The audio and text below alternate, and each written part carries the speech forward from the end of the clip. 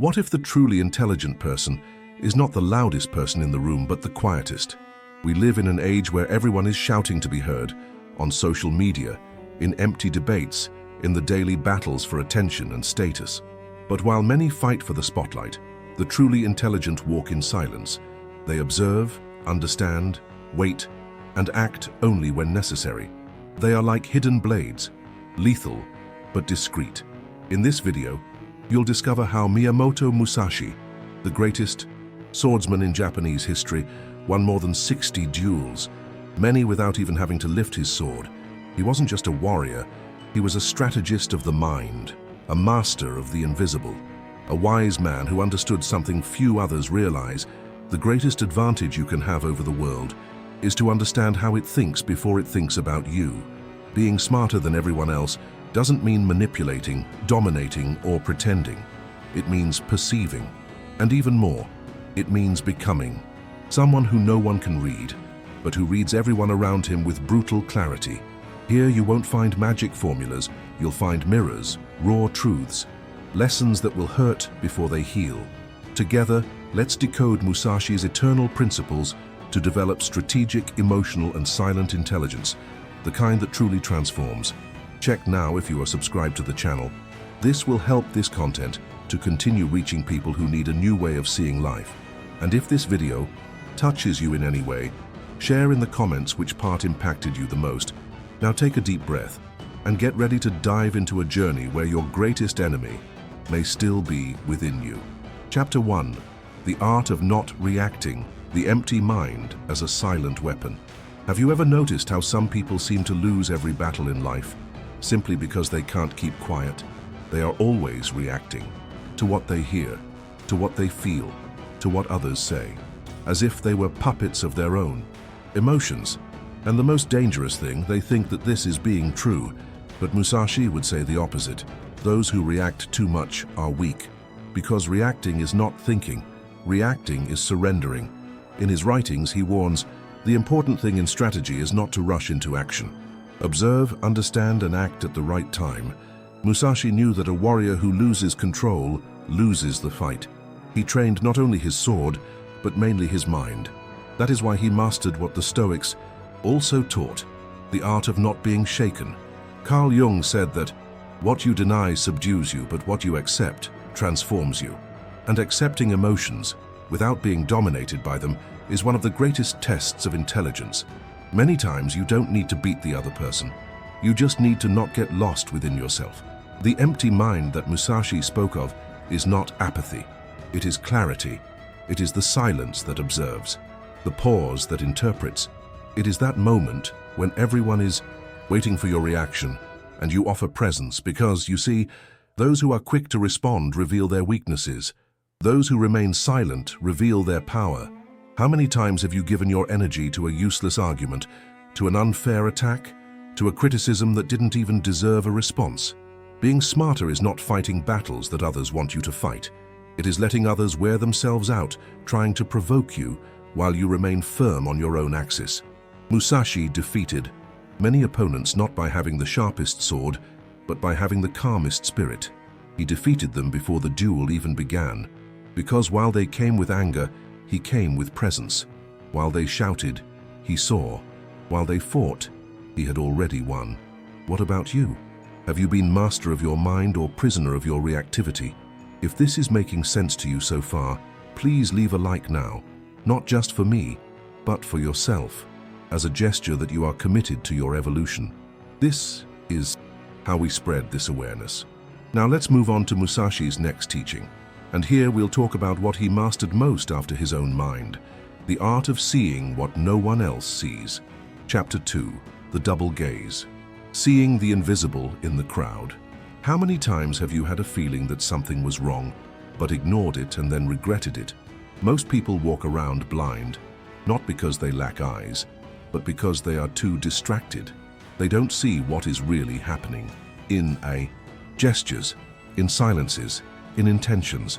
Miyamoto Musashi developed a rare skill, the double gaze. He could see what was in front of him, but also what was behind him. He could see the enemy's movement, but also the hidden intention behind the gesture. Musashi knew that the most dangerous strike is not the one that is visible, but the one that is being prepared in silence. The true path of strategy is to perceive the intention before the movement. This principle is so profound that it almost seems magical, but it is not. It is training, attention, presence, and most importantly, self-knowledge.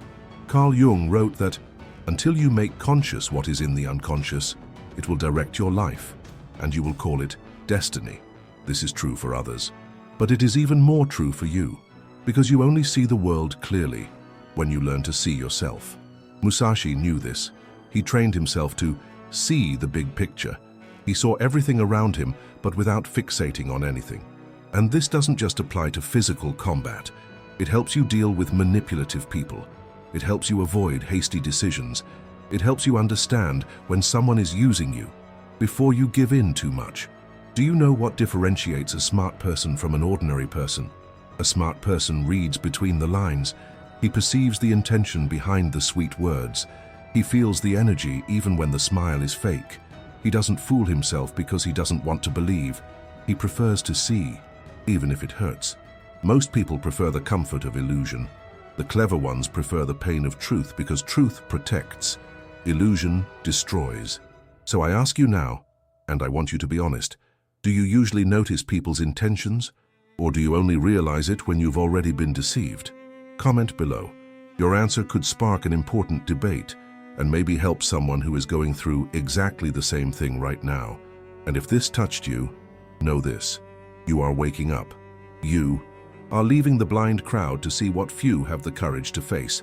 In the next chapter, we will delve even deeper. Musashi had a principle that few understand: win without fighting. Chapter 3.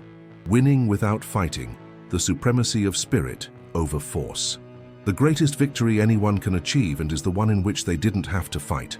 Miyamoto Musashi understood this as few others do. Although he was an unbeatable warrior, his true genius lay in avoiding confrontation. He who wins without raising his sword is the most dangerous. The common mind thinks that being smart is about fighting back, confronting, proving something. But the master knows, the more you have to prove, the less sure you are of who you are.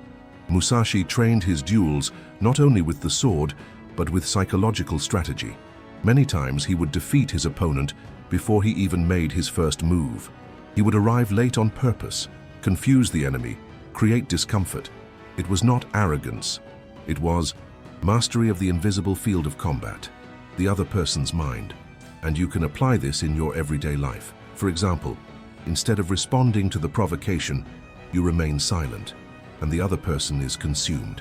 Instead of trying to convince, you walk away, and the other person feels the emptiness. Instead of wanting to be right, you choose to be at peace, and you carry on lightly, while the other person carries the anger. Lao Tzu, in the Tao Te Ching, teaches something similar. What is hard and strong falls. What is soft and flexible remains. This gentleness is the pinnacle of intelligence. Those who master their own ego do not need to win external battles, because they have already won the main war, the internal one. True cleverness is not in being stronger, more beautiful, louder. It is in being emotionally untouchable, not because you are cold, but because you know yourself well enough not to react to what is not worth it. Musashi said that the true warrior wins because he understands the right moment to act, and the right moment to simply observe. So the next time someone tries to provoke you, put you against the wall, or take away your peace, breathe. Remember, those who react too quickly are always at a disadvantage. But those who control their own time control everything.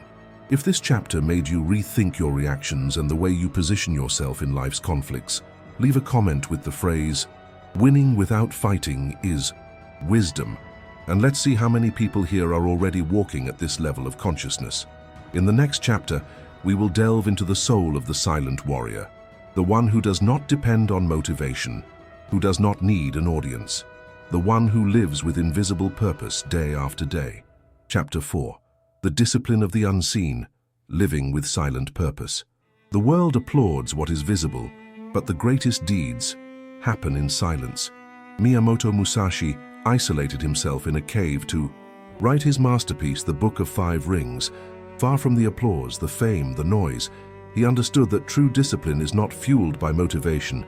It is born from the invisible purpose, the one that no one sees, no one recognizes, but that moves you anyway. Nietzsche said, "He who has a why can face any how." The clever man does not live by impulse, he lives by vision.